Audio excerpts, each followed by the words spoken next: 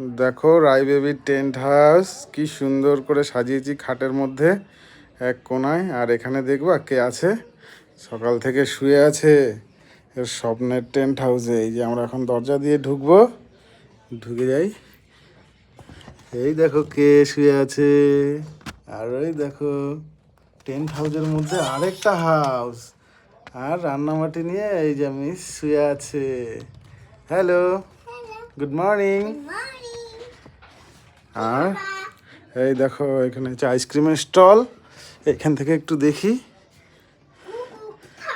Hello, ice cream হবে madam? একটা ice cream দাও তো। ও বাহ, আইসক্রিম দিয়েছে দেখো আমাদের। এখন আইসক্রিমটা টেস্টি টেস্টি করে খাবো। তো রাই বেবির টেন্ট হাউস ভালো লাগলে লাইক কমেন্ট শেয়ার করে দিও। এখন রাখছি, টাটা।